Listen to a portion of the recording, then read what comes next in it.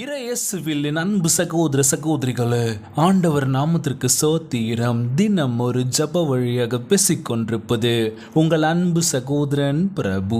எப்படிங்க இருக்கீங்க? இன்றைய நாள் எப்படிங்க போச்சு? உங்களுக்கு மகிழ்ச்சியாக இருந்தீங்களா? எப்பவுமே சந்தோஷமா இருங்க. நம் ஆண்டவராகிய இயேசு கிறிஸ்து நம் ஜபங்களை எல்லாம் கேட்டு நம் அனைவரையும் ஆசீர்வதிக்க போறாரு. நம் இல்லங்களுக்கு வர போறாரு. மகளே மகனே கலங்காத, மனம் உடைஞ்சி போகாத, நான் இருக்கேன், உன் கூட தான் இருக்கேன், தைரியமா இருன்னு சொல்றது யாருங்க? நம்ம இயேசப்பா. ஆம் என் அன்பு சகோதர சகோதரிகளே, முழு மனதோட நம்ம ஆண்டவராகிய இயேசு கிறிஸ்துவ நீங்க நம்புங்க.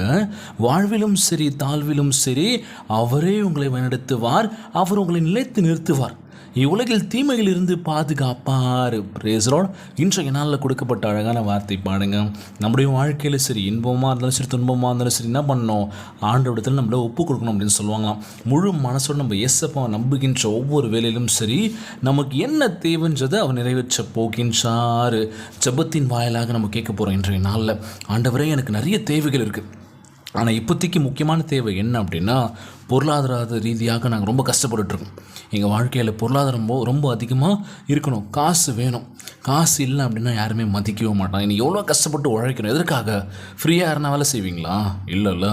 எதற்காக அந்த உழைப்பு அப்படின்னா, அவங்க கொடுக்குற அந்த காசு, இந்த பணத்திற்காக நம்ம உழைக்கிறோம். நம்ம கஷ்டப்பட்டு சம்பாரித்து அந்த பணத்தை நம்ம கையில் வாங்கும் போது இருக்குது பாருங்கள், அந்த ஆனந்தம் வேறு லெவலில் இருக்கும் அப்படின்னு சொல்லலாம். ஆனால் இன்றைய நாளில் யார் நம்ம ஏமாற்றலாம், அடுத்தவங்க நம்ம எடுத்துக்கலாம், அடுத்தவங்க பொருளை நம்ம எடுத்துக்கலாம்னு சொல்லி இன்றைக்கி காத்துட்ருக்காங்க நிறைய பேர். காரணம் என்னென்னா, போதிய வசதி இல்லை.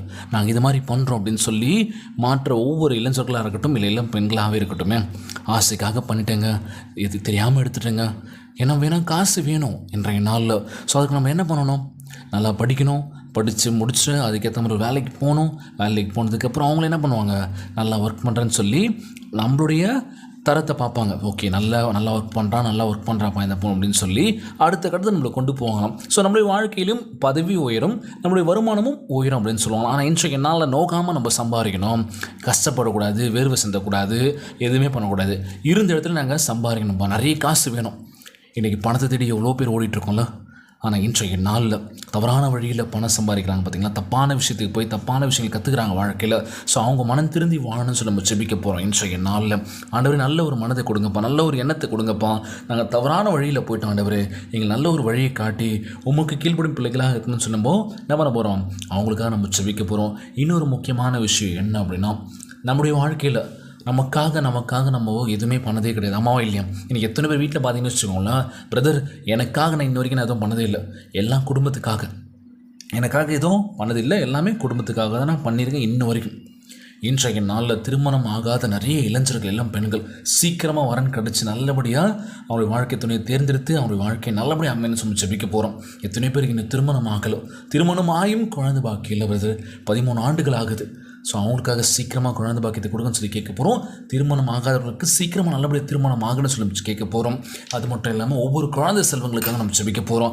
நமக்கு முக்கியமான மிகப்பெரிய சொத்து என்ன அப்படி தெரியுமா? நகை நட்டு, வீடு, நிலம், ஸோ அப்புறம் பார்த்திங்கன்னா நிறைய காசு, அதெல்லாம் கிடையவே கிடையாதுங்க.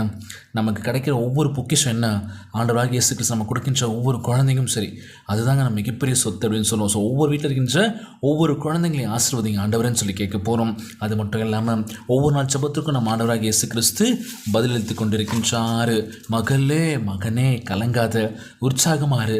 வாழ்வில் இன்பம் துன்பம் வரலாம், ஏற்ற தாழ்வு வரலாம், எது வந்தாலும் சரி சோர்ந்து போகக்கூடாது, உற்சாகமாக இருக்கணும். பார்த்துக்கலாம்டா, இப்போ ஓஹோன்னு சம்பாதிச்சோம், திடீர்னு டவுன் ஆகலாம், எல்லாமே இழந்து நிற்கலாம், திரும்பி மீண்டும் முயற்சி பண்ணோம்ல. ஸோ வாழ்க்கையில் எப்போவுமே மேலே போய்கிட்டே இருக்க முடியாதுங்க, திடீர்னு சறுக்கும், அவ்வளோதான். எங்கே நம்ம ஸ்டார்ட் பண்ணமோ அங்கேயே நம்ம விழுவோம், மீண்டும் முயற்சி பண்ணணும். ஸோ அதனால் சோர்ந்து போகாதீங்க. விழ தான் இன்றைக்கி நம்ம வாழ்க்கையில் அடிப்படப்பட தான் நம்ம கற்றுக்க முடியும். ஸோ எதுவுமே பண்ணாமல் நம்ம கற்றுக்கணும் அப்படின்னா எந்த ஒரு யூஸும் கிடையாது அப்படின்னு சொல்லுவாங்களாம். அதாவது ஜெபத்தை கேட்டுட்ருக்கேன் அன்பான உறவுகள், என்ன பிரதர் நீங்கள் ப்ரேயர்ஸ் நீங்கள் ரொம்ப லேட்டாகவே அப்டேட் பண்ணுறீங்க அப்படின்னு சொல்லி நிறைய பேர் கேட்ட ஒரு விஷயம் தான். 9லேருந்து 10க்குள்ளே அப்லோட் பண்ணிவிடுங்க பிரதர், நாங்கள் கேட்போம் அப்படின்னு சொல்லியிருந்தீங்க.